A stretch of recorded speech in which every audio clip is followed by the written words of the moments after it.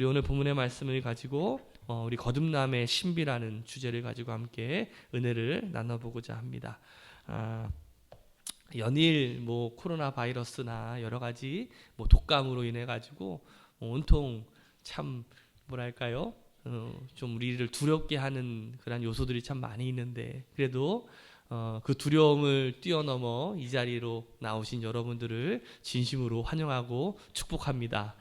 지금 빈자리가 좀 많이 보이는데, 그분들은 지금 사경을 헤매고 계시는지 아니면은 질병에 걸려 계시는 건지, 이 목사 마음에 참 마음이 좀 뭐랄까요? 걱정이 좀 많이 있어요. 요즘에는 감기만 걸려도 움직이기도 어렵고, 제가 원래 좀 기관지가 좀 약해서 항상 이 겨울 요맘 환절기 때마다 제가 이렇게 잔기침을 조금 많이 하는데, 요즘에는 기침 한 번만 하더라도 주변에서 온통 무슨 적폐 보는 듯한 느낌으로 있어서 굉장히 좀 조심하고 있습니다. 그럼에도 불구하고 여러분들, 우리가 그 질병을 넘어 여러분들 또 개인 위생 또 여러 가지 그런 부분들이 있을 때 또 분명히 주님께서 우리를 지켜주시는 은혜가 우리에게 있을 줄로 믿습니다. 어떻게 보면 이런 모든 것들 하나하나가 우리의 믿음을 시험하고 또 어떤 검증하는 시간들이 아닌가라는 생각이 들어요. 그렇다고 해가지고 무대뽀로 그러는 것보다는 우리가 조심할 것은 조심하면서 또 우리가 지켜야 될 것들은 좀 지켜나가는 좀 지혜로운 사람들이 좀 되었으면 하는 바람들이 있습니다. 오늘 지난주부터 제가 이 신앙생활의 어떤 첫걸음에 대한 부분을 함께 이야기를 하고 있는데, 오늘은 특별히 이 거듭남에 대한 이야기를 좀 했으면 합니다. 사실 우리가 살고 있는 이 세상은 신비로운 일들이 참 많이 있습니다. 여러분들 그렇죠? 그러니까 경이롭다라는 표현도 많이 쓰기도 하고, 참 둘러보면 가만히 보면 참 신기한 것들, 신비로운 일들이 굉장히 많이 있습니다.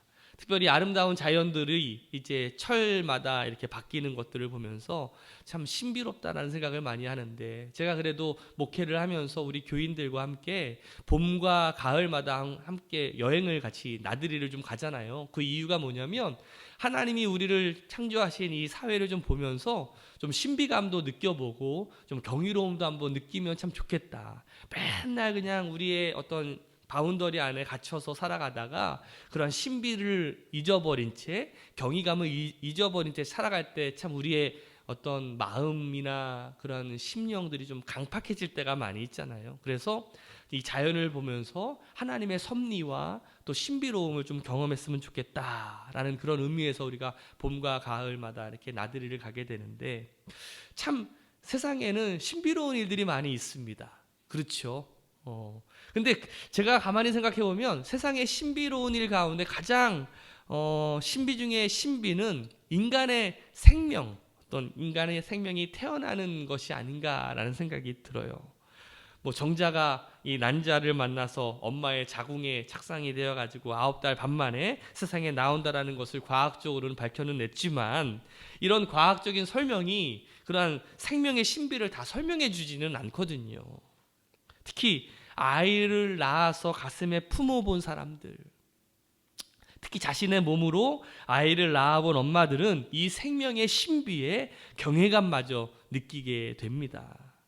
이렇게 육체적으로 태어나는 것도 굉장히 신비스러운 일이지만, 우리가 영적으로 새롭게 태어난다라는 것은요, 정말 신비스러운 일 중에 신비라고 할 수가 있겠죠. 성경은 우리가 하나님을 만나서 새로운 생명을 갖게 된다라는 것을 거듭났다라고 표현을 합니다. 요한복음 3장 3절 말씀에 예수께서 대답하여 이르시되 진실로 진실로 내게 이르노니 사람이 거듭나지 아니하면 하나님 나라를 볼 수 없다라고 말씀하고 있어요. 우리가 거듭나지 아니하면 하나님 나라를 볼 수 없다라는 거죠. 사도 베드로는 우리에게 이렇게 얘기합니다. 베드로전서 우리 1장 3절 말씀 같이 한번 읽어볼까요? 시작. 우리 주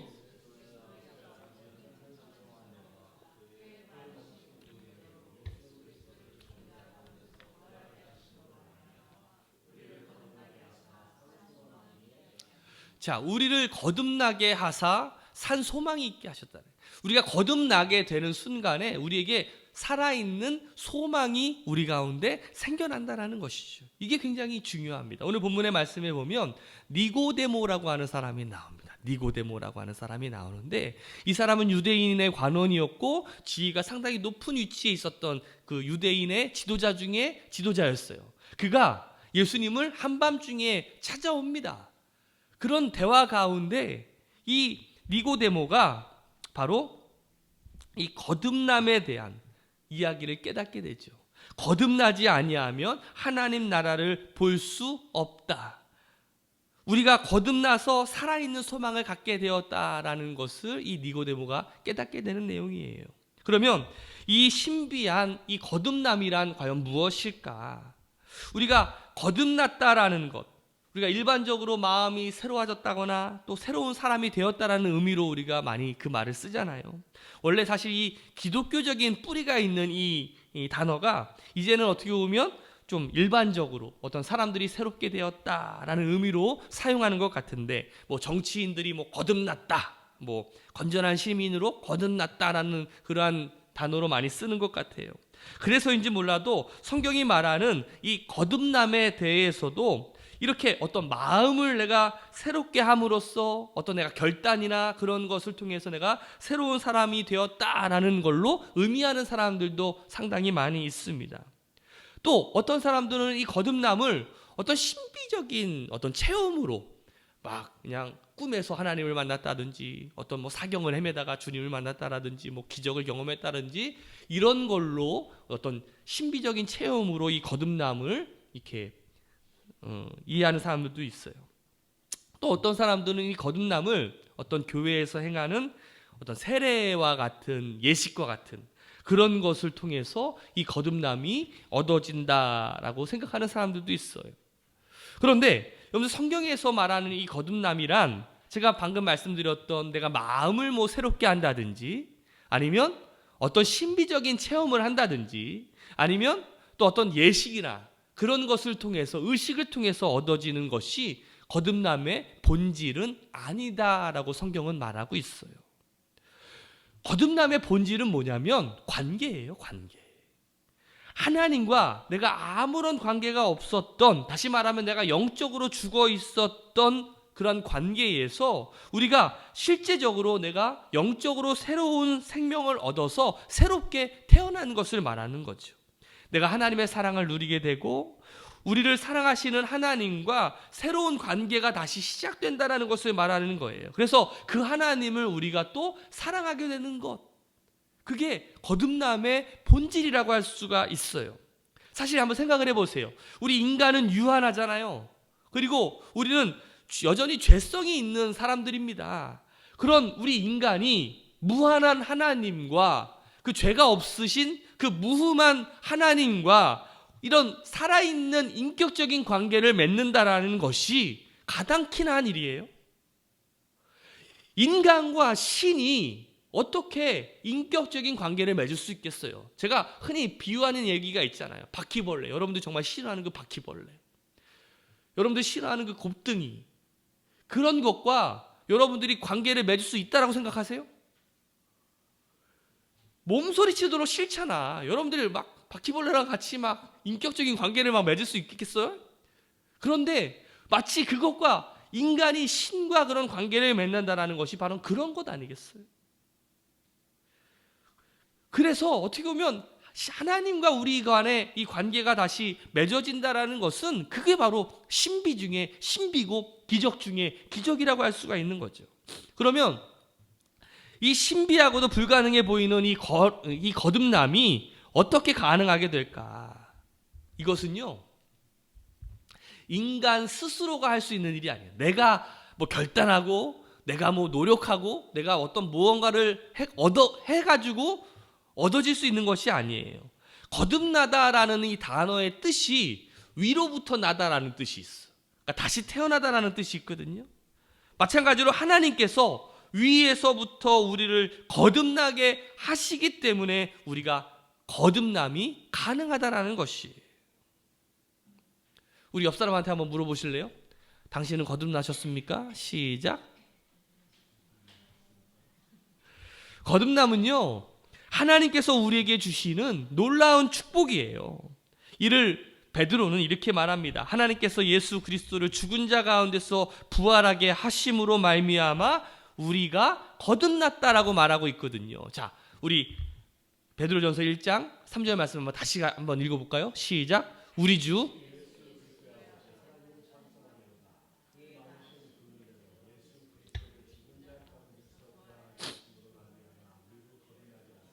산 소망이 있게 하시며. 자, 그렇기 때문에 성경은요, 이 거듭난 자의 특성이 있다라고 이야기해요. 거듭난 사람들은 어떤 특징이 있는가? 세 가지예요. 첫 번째는 믿음입니다. 빌립. 여기서 이 믿음이란 하나님께서 우리를 위해서 행하신 일을 내가 진심으로 받아들이는 것을 말해요.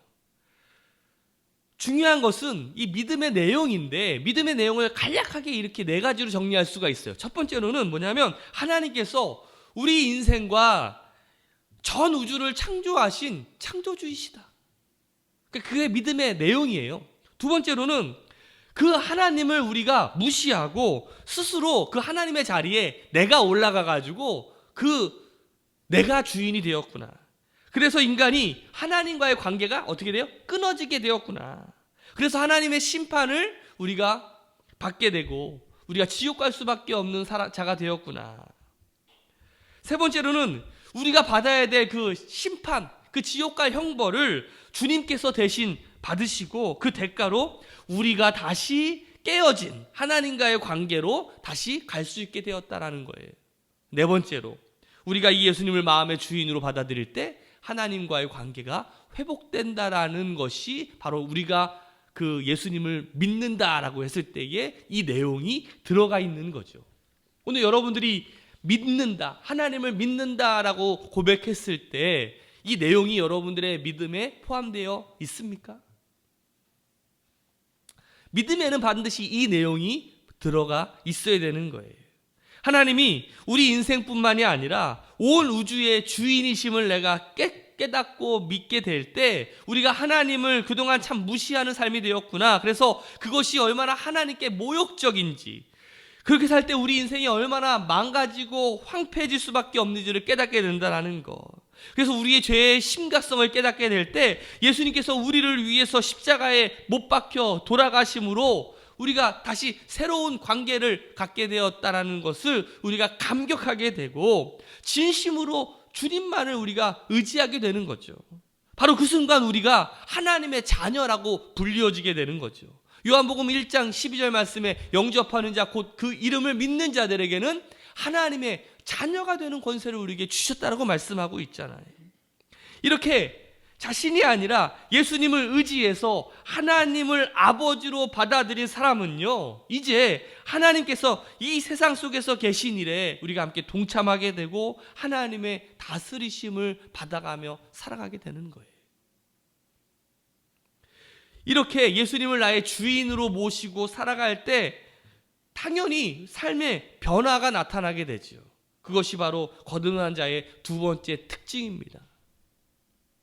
지금까지는 나 자신을 내 인생의 주인으로, 우주의 주인으로 여기고 살아가다가 이를 깨닫고 회개하고 성경을 통해서 나의 주인이 하나님임을 깨닫고 하나님의 뜻대로 살아가기로 결단하는 사람들에게 삶의 방식이 똑같을까요? 달라질까요? 당연히 달라지겠죠. 이러한 변화는 우리 가운데 성령님께서 우리를 가이드해 주시고 인도해 주시는 그 일을 통해서 가능하게 되는 거예요. 물론 하나님 없는 세계관이, 그리고 하나님 없는 이 가치관에 벗어나서 이제 하나님 중심의 세계관을 배우고 또 하나님 중심의 그러한 가치관을 갖는 일은 쉬운 일은 아니죠. 하루아침에 일어나는 일은 아니에요. 그런데 분명한 건 우리가 깨달을 수 있는 전환점이 있다라는 거예요. 내가 자각할 수 있는 전환점이 있다라는 거예요. 이것이 마치 우리가 전에는 이 지구를 중심으로 세상이 돈다라고 생각을 했어요, 안 했어요? 그렇죠. 지구를 중심으로 세상이 돈다라고 했던 게 천동설 아니겠어요? 그러다가 태양을 중심으로 지구가 돈다라고 믿는 지동설로 전환되는 것을 우리가 코페르니쿠스적인 전환이다라고 이야기하는 것처럼, 우리가 예수님을 믿기 전과 믿고 난 후의 삶이 어떤 이런 전환점이 분명히 우리 가운데 있다라는 거예요. 나 중심이 아니라 하나님 중심의 삶의 전환이 일어나게 되면 우리 삶의 변화가 분명히 나타나게 되죠. 전에 여러분들 예수 믿기 전에 주말에 뭐 했어요?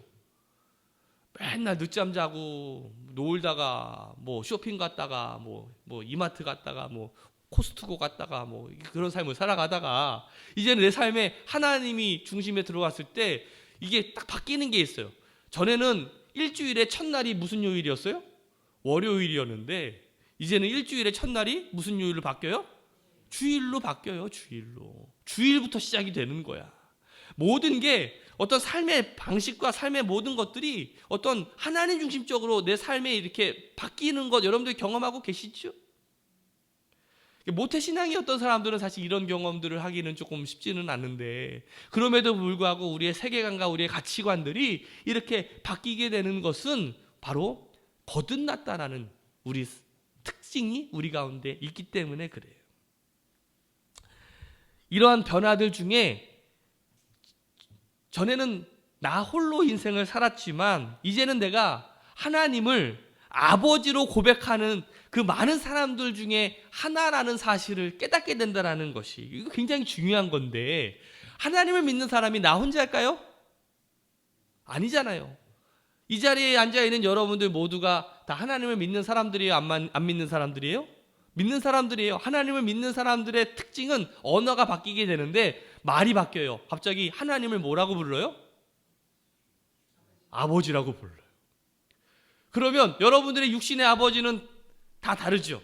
저희 아버지와 여러분들의 아버지는 다르잖아. 그럼에도 불구하고 우리가 같이 한 형제요, 한 자매라고 불리우는 이유는 뭐예요? 하나님이 우리의 아버지가 되기 때문에 그렇죠. 이 세상 사람들이 보기에 이거 미친놈들이야, 그렇죠? 전혀 이상한 이야기 아니겠어요? 그럼에도 불구하고 여러분들 모두는 다 그것들을 공감하잖아. 가능한 일이라고 생각하잖아요. 왜? 진짜로 그 하나님이 우리의 아버지가 되어주시고 우리가 신분의 변화, 바로 하나님의 자녀가 되었기 때문에 그래요. 그래서 거듭난 자의 세 번째 특징은 뭐냐면 하나님의 공동체에 소속하게 되어 있어요. 다시 말하면 교회에 소속하게 된다는 것이죠. 교회는 바로 이렇게 하나님을 아버지라고 부르는, 고백하는 사람들의 모임입니다. 예수 그리스도를 머리로 하는 한 몸을 이루는 그러한 집단이에요. 개념적으로 세상의 모든 그리스도인들이 교회라고 말할 수 있지만 중요한 게 하나가 있어요. 실제적으로 내가 속한 공동체가 있을 때 그렇게 말할 수 있는 거예요. 이게 무슨 말이냐면, 여러분들 그냥 집에서 그냥 텔레비전으로 예배를 드리는 사람이 교회에 소속됐다라고 할 수가 있어요, 없어요? 없어요. 그런 사람들이 예배를 드린다라고 할 수 있는 것이 아니야. 실제적으로 내가 속한 이 공동체에서 함께 신앙생활을 하며 예배를 드릴 때 그것이 진짜 내가 믿는 거듭난 사람이라고 할 수가 있는 거죠. 거듭난 사람들은요, 모호하게 이웃을 섬기고 이웃을 사랑한다라고 말하지 않아요. 이웃을 위해서 생명을 버린다고 이야기하지 않아요. 정말 희생하고 사랑해야 할 형제 자매들이 생겨나는 거예요. 내 형제 자매가 어디에 있어요? 바로 내 옆에 있어요. 교회에 소속된 내 형제 자매들이 진짜 이 사람들을 내가 사랑하고 이 사람들을 섬겨야 될 보이는 대상이에요. 저기 멀리 있는 그 아프리카에서 굶어 죽어가는 형제들, 자매들도 우리의 이웃 중에 하나지만, 내가 정말 이 교회 안에서 함께 속한 우리 형제 자매들을 섬기고 우리가 사랑해야 될 그러한 우리의 형제 자매라고 할 수가 있는 거죠. 바로 이런 사랑의 공동체를 통해서 하나님께서는요, 세상에 잃어버린 사람들을 불러 모으시고 그들과 사랑의 관계를 회복하는 거예요. 여러분들 옆에 있는 우리 집사님들, 권사님들, 성도님들이 다 내가 섬기고 사랑하고 나눠야 될 그 대상이라는 거예요. 여러분들 교회 내에서 막 서로 막 싸우고 막 그냥 헌담하고 막 비방하고 막 괴롭히고 그래야 되겠습니까? 아니잖아요. 허물을 덮어주고 용서해주고 좀 실수했더라도 사랑해주고 또 섬겨주고 그런 거를 하라고 우리가 함께 하나님께서 이 교회에 소속되게 한 거 아니겠어요? 이것이 어떻게 보면 교회 공동체의 영광스러운 사명이라고 할 수가 있어요. 십계명이라는 것이 있잖아요. 하나님께서 우리에게 주신 율법이 있는데 십계명이 어디에 있습니까? 성경에 있어요. 십계명은 이제 레위기와 신명기에 있는데 어떤 사람들은 십계명이 성경 뒤에 있다라고 해서 보니까 있더라고 진짜로. 있긴 있어. 놀랬어요. 그 중에 여러분들 대신계명이라고 해가지고 하나님과 관련된 계명이 1번부터 4번까지 있고 5계명부터 10계명까지는 인간과 관련된 대인윤리라고 표현을 해요. 그 중에 제일 대인윤리의 첫 번째 되는 계명이 뭐냐면 5번째 계명, 부모를 공경하라는 거예요. 제가 왜 부모를 공경하라라는 것이 왜 대인윤리의 제일 첫 번째일까? 부모를 공경하지 못하면서 어떻게 하나님을 공경할 수 있을까? 부모를 공경하지 못하면서 어떻게 다른 이웃을 섬길 수 있겠습니까? 가장 기본적인 건 아니겠어요? 제가 그러면서 그런 생각을 해봤어요. 우리가 교회에 있는 성도들도 사랑하지 못하고 교회에 있는 이 사람들을 섬기지도 못하면서 어떻게 더 나아가서 저기 세상에 있는 이웃들을 섬기고 사랑할 수 있겠어요? 이것이 바로 우리 교회가 하나님께서 우리를 교회되게 하시고 이 교회 공동체를 통해서 하나님께서 우리에게 이 교회를 통해서 서로 섬기는 연습을 하고 사랑하는 연습을 하라라고 우리에게 맡겨주신 것이 아닌가라는 생각이 들어요.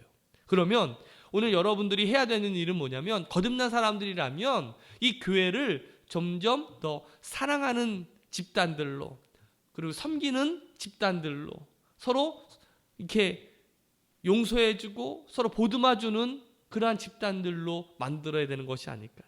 집단 하니까 굉장히 좀 이렇게 부정적인 이미지가 많은데 그런 교회를 만들어갈 책임들이 누구에게 있는 거예요? 나에게 있는 거예요. 제가 거듭난 사람들은 3가지 특성이 있다라고 말씀을 드렸죠. 믿음이 있어야 되는 거예요. 그러한 믿음의 내용은 바로 우리의 삶을 어떻게 해요? 변화시키고 우리가 하나님의 공동체 안에 소속되어서 살아가게 한다는 것이죠. 그러면 한번 이렇게 물을 수도 있잖아요. 나에게 이러한 3가지 특징이 나타나지 않는다면 나는 거듭나지 않은 사람입니까? 이렇게 물을 수 있잖아요. 제 대답은 그래요. 그럴 수도 있어요. 아직 거듭나지 않은 사람일 수도 있어요. 거듭남은 우리가 신앙생활을 하는 어떻게 보면 첫 출발점이에요. 그래서 굉장히 중요하고 그렇기 때문에 이것을 정확하게 아는 것이 굉장히 중요합니다. 어떻게 나의 거듭남을 확인할 수가 있을까? 제가 앞서 말씀드렸잖아요. 내가 새로운 마음으로 막 결단을 해가지고 내가 새로워질 거예요. 여러분 새해마다 내가 새로운 마음 먹는 것처럼 그렇게 해가지고 내가 거듭났다라는 것이 아니고 어떤 신비적인 체험을 했다고 해서 내가 거듭났다라는 것이 아니라 어떤 예식을 통해서 의식을 통해서 거듭나는 것이 그 거듭남의 본질이 아니라고 말씀을 드렸어요. 거듭남은 하나님께서 하신 약속의 근거에서 일어나는 것인데 그렇기 때문에 우리가 무엇을 해야 되냐면 여러분들 우리가 히브리서 11장을 우리가 믿음장이라고 부르거든요. 히브리서 11장 6절 말씀에 뭐라고 되어 있냐면 같이 한번 읽어볼까요? 시작. 믿음이 없이는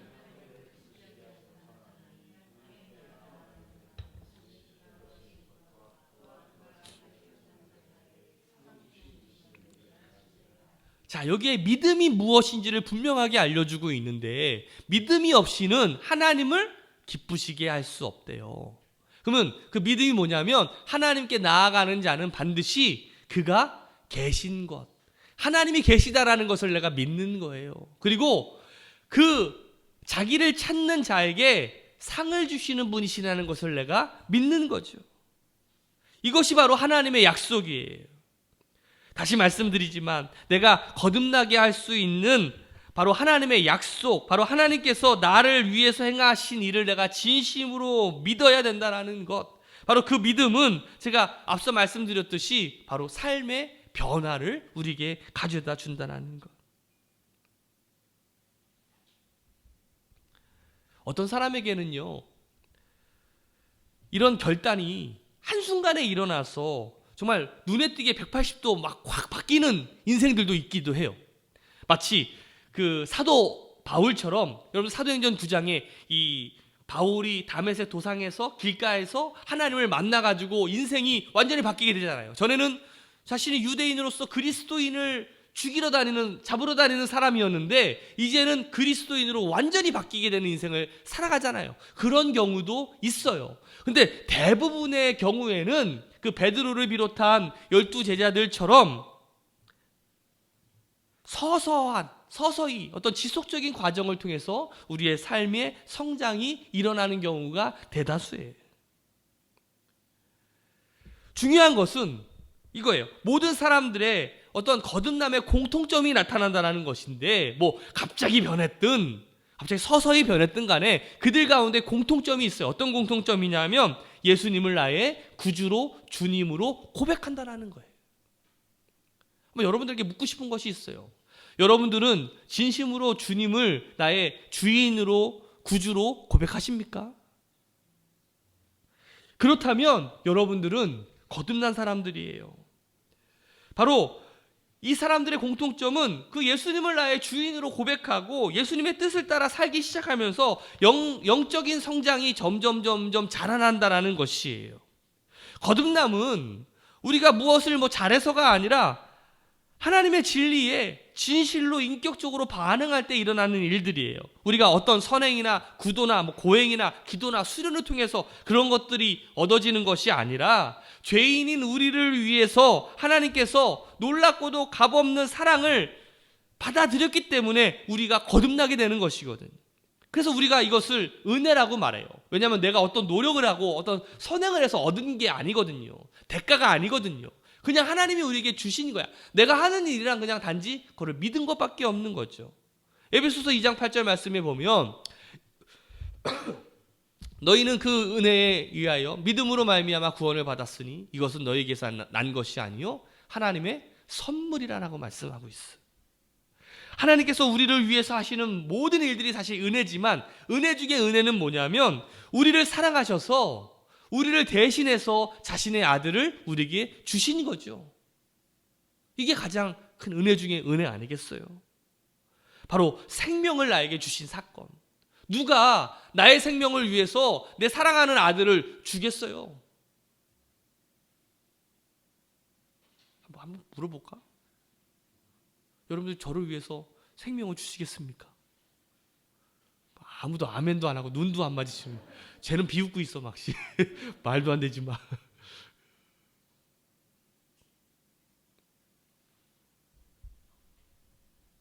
그래서 기독교를 은혜의 종교라고 부르는 거예요. 그 이유는 우리가 어떤 노력으로도 피할 수 없었던 그 하나님의 심판을 하나님이 자신의 아들을 대신해서 당하셔서 우리를 심판의 대상이 아니라 하나님의 자녀로 바꿔주시고 우리가 하나님께 나아갈 수 있는 특권을 우리에게 주셨기 때문에 그래요. 이런 은혜를 받은 사람들이 자신의 신분이 바뀌게 됩니다. 전에는 내가 마귀의 자녀요, 진노의 대상이고 지옥 갈 자녀였는데 이제는 내가 예수 그리스도를 통해서 하나님의 자녀가 되는 특권을 얻었다라고 말하고 있잖아요. 요한복음 1장 12절 말씀이에요. 영접하는 자 곧 그 이름을 믿는 자들에게는 하나님의 자녀가 되는 권세를 주셨으니 오늘 여러분들 일주일 동안 이 말씀 외우시면 참 좋을 것 같아요. 에베소서 2장 19절 말씀에 그러므로 이제부터 너희는 외인이 아니라 나그네가 아니라 오직 성도들과 동일한 시민이요 하나님의 권속이다라고 말씀하고 있잖아요. 사랑하는 우리 새로운학교 성도 여러분들, 거듭남은요 신비 중에 신비예요. 육체적인 생명이 태어나는 것도 참 중요한 신비 중에 신비지만 영적인 생명이 시작하는 것, 이거 정말 신비 중에 신비입니다. 남녀가 사랑에 빠지는 것도 참 신비스러운 일 아니겠습니까? 우리 결혼하신 분들 그때 내가 왜 사랑에 빠졌을까? 약간 좀 부정적인 의미로 들렸나요? 저 좋은 의미인데. 가만히 제가 나이가 좀 들어서 그런지 몰라도 요즘 젊은 사람들하고 이렇게 사랑에 빠지는 것이 조금 달라요. 요즘에는 만나면 뭐 1일 오늘부터 1일이야? 이렇게 얘기하는데 어떻게 사랑에 빠지는 것을 숫자로 이렇게 딱 첫날부터 이렇게 계산할 수가 있을까? 그렇지 않습니까? 그런 어느 정도 이렇게 가다 보면 갑자기 어느 순간에 갑자기 손잡고 있고 끼안고 있고 뽀뽀하고 있고 언제 그랬냐 하는 듯이 그렇게 진행할 신비로운 일이잖아요. 신비스러운 일, 그렇죠? 마찬가지인 것 같아요.